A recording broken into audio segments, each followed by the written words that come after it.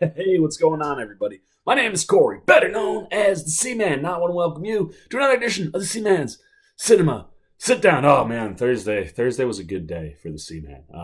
Last weekend I had to do a little work, so I took a half day because our preview screenings started in the matinee hour of 4 p.m. So the old Seaman said, I'm gonna do a little double dip, man, a 4 and then a 7. Actually, I was gonna do a 10:30, but when I came out, it was like downpouring. I said, nah, I ain't driving in that, and did the 7, and then came out and was fine. But a very, very good decision either way. And for the first movie, I went real big, and then I went for just a phenomenal show for the second movie. So obviously, we're gonna start with the first movie, man, where we went just for the big movie. This movie's big. So why don't you pull up a chair, take a seat. We're getting ready to dive in spoiler-free into Godzilla King of Monsters. Now, I'm not going to lie to you. I was real stoked for this movie. I liked Gareth Edwards' Godzilla back in 2014. I thought it did a good enough job of building out the world and kind of setting itself up so that when Godzilla finally did appear, I was with what was going on. The problem with that movie is it just took too long for Godzilla to show up. It's like, we don't need to build to Godzilla. Just give us Godzilla. But I did like the way, Edwards gave us a lot of shots from the human perspective. You really got a sense of how big these kaiju monsters were because of the angles where it's like, oh man, you're just getting a foot, or you're seeing a tail, or you're seeing destruction from this angle or that angle. And there were really awesome Godzilla moments. You just were like, I wanted more, because it was what was on screen was really good. Then you go Kong Skull Island, and they improve upon that, man. The monster stuff in that movie is phenomenal, man. So much fun, all out in clear view, man. You're not getting these like, oh, I'm only seeing a foot or a tail, and you're just getting really fun monster action. And while I cared even less about the humans in Kong Skull Island than I did in Godzilla, at least the group of actors that are there are entertaining, and they're at least entertaining you when you're going from spot to spot. So when Godzilla King of Monsters comes around, you're seeing these trailers, and the monsters are just everywhere in the trailers. Then you go to IMAX, and you get the preview of like King Ghidorah getting out of the ice, and you're just like, oh man, like they're showing us so much. What are they not showing us? And I'm not gonna lie, man, the monster stuff in this movie is maybe some of the best monster mayhem I've ever seen in my life, and they give it to you early and often, man. I was literally watching my watch, and you're like 15 minutes, 20 minutes into the movie, first monster sighting and bit of action. 40-something minutes into the movie, big time throwdowns are already happening. Like, it's awesome, man. And the monster stuff in the movie is phenomenal. Again, a little dark, a little rainy, a little cloudy when Godzilla is fighting. And when King Ghidorah is around for the most part, because he's just constantly bringing this giant electrical storm with him. And it's hard to see sometimes, but it's marvelous to watch. But, once again, the human story, not that intriguing or entertaining. And once you get out of the first act, for me, the human story just started to slowly kind of be like, can we stop going back to can we just watch can we go away?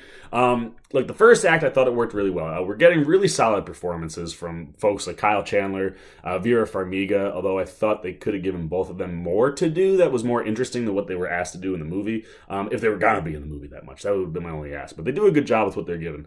Millie Bobby Brown, I love her, and she has one look in this movie that I was like, I love this girl, man. Like, give me more Millie Bobby Brown, man. There's just like a shot where she looks at the camera, or just like past the camera, and you're like, oh yeah, let's go.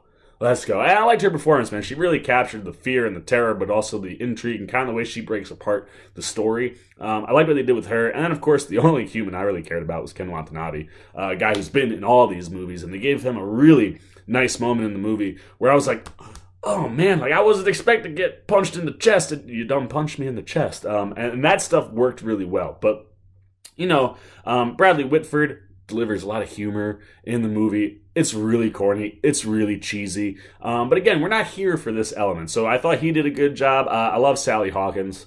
I could have done with some more Sally Hawkins in this movie, maybe. But I like what she did. And of course, Mr. Tywin Lannister, Charles Dance. Feeling very Tywin Lannister-ish in this movie. I don't know why. I was just watching, I'm like, Tywin Lannister would say that. But he gives a really solid performance, as does Thomas Middleditch, Aisha Hinds, and O'Shea Jackson Jr. I like all the guys that are on the screen. The problem is once you get out of the first act where they kind of set some things up, I thought they did a really good job expanding the universe, giving us more intel on Monarch and how big and how spread out they are, and what they're really involved in, and how the government isn't really quite into what they're doing, and then what the setup is for why all these monsters start showing up. I was cool with all that.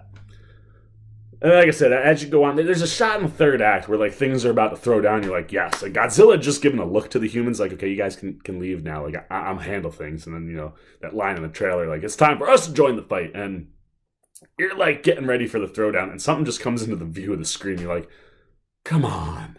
So that stuff still bugs me a little bit, but I'm not here for the human story. I didn't need the human story to be good. I don't think it's very strong. But like I said, it does world build pretty well, and I thought it worked in the first act. But what I was here for, as I said before, are the monsters. And the monsters are awesome. Starting with the queen of monsters, Miss Mothra.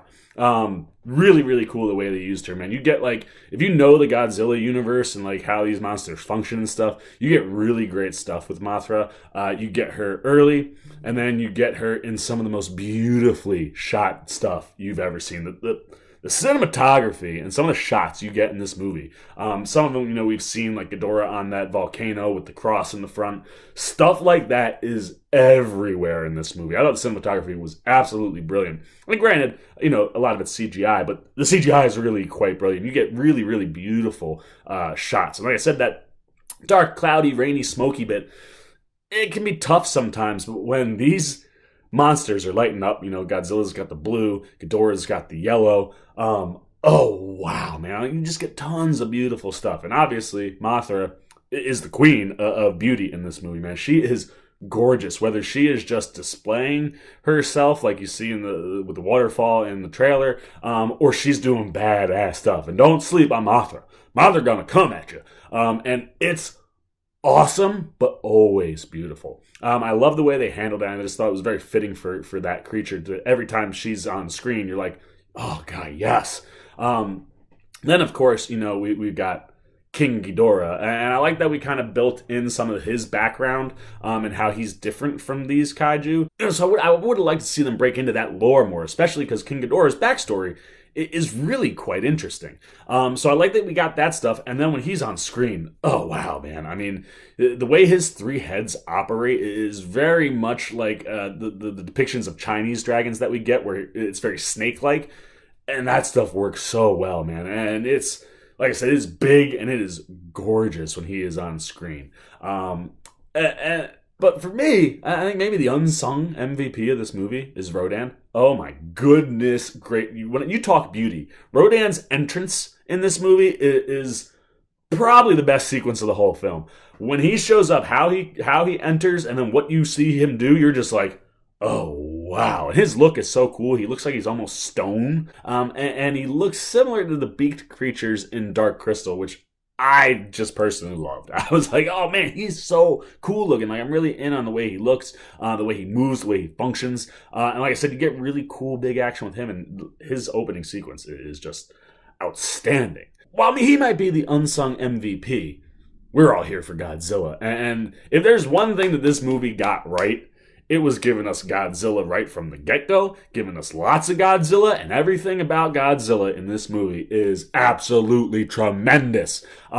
He's got personality, he's got swag. I'm telling you, man, there are moments in this movie where like you kind of feel like he's like juicing himself up, or he's looking, like I say, he looks at the humans at one point, kind of like just like F off, get out of here. I'm gonna do this. And he does. He has that swag to him, and again, beautiful, beautiful stuff, man. There's a bit with him underwater that I was just like, oh, that's so cool. And when he's battling, man, oh, him and Ghidorah throw down, him and these monsters throw down.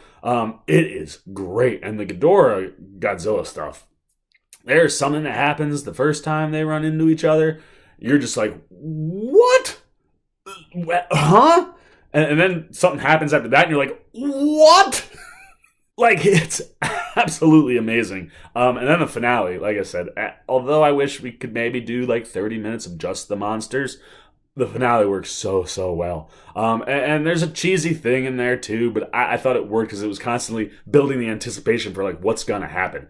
And when what happens, whoa. And then you just get this beautiful shot toward the end of the movie that you're just like, this is so stunning, and this is what I came to this movie for. And the way this movie just kind of all wraps up, leading its way to Godzilla vs. Kong, oh man, my mouth was watering. I was getting excited because I think that, much like Kong Skull Island kind of stepped up from Godzilla, I think Godzilla vs. Kong could step itself up a lot from this movie even, which from a monster standpoint would be insane, but I think you can do it, man. You can go bigger, and if Doherty leans more into the monsters and less into the humans, I think we're in for some real magical stuff, because I thought he did a great job behind the camera, directing this thing and getting all these monsters into places and giving us more monster action, giving them personalities. They all have personalities, and I think they work really well. So, look, this movie's got some issues from a story standpoint, but like I said, I'm not here for the story, man. I'm here for the monsters. And if you're in on Godzilla, get out to the movies this weekend. Go hit IMAX. I don't know what you're waiting for, man. Go see this thing on the biggest screen you can see it on. And if you're not entirely in on Godzilla, I'd still say go see it, but I think, for the casual fan, you're more than fine waiting till it comes out on streaming. But if you really want to get the experience of the monsters, you gotta see this thing on the biggest screen possible, because it is, like I said, the most tremendous monster action I've ever seen. So I dug Godzilla King of Monsters, man. It's that human element. It's gonna irritate me in all these movies, but maybe Doherty can get us past it, because he gave us lots of monsters throughout this thing, and that's where these things thrive. So there you go, man. Those are all my non-spoiler thoughts on Godzilla King of Monsters. Big bad Godzilla action in this movie, and it's so beautiful to watch. But now I want to know what you're thinking. If you've gotten out to the theater to go see Godzilla King of Monsters, what did you think, man? Were you all in on this thing? Were you just along for the ride? Love all the monster stuff, all the kaiju stuff, if you want to go that route. Did you get annoyed with the humans? Were you okay with the human story? Was there anything you wanted to change? Did the cheesiness bother you? Whatever was going on in the movie, man, let me know what you were thinking. If you haven't seen this film, has the Seaman enticed you? I hope I have, because I think there's some fun to be had with Godzilla King of Monsters. So leave all your comments down below. As always, if you enjoyed this video, please give me a thumbs up. And if you're new here, you want to come hang out with the Seaman and all his kaiju adventures, go hit that subscribe button and then the little bell that follows so you can get alerts every time I make a new video. For the Seaman's Cinema Sit Down, I'm the Seaman, and I'm signing off.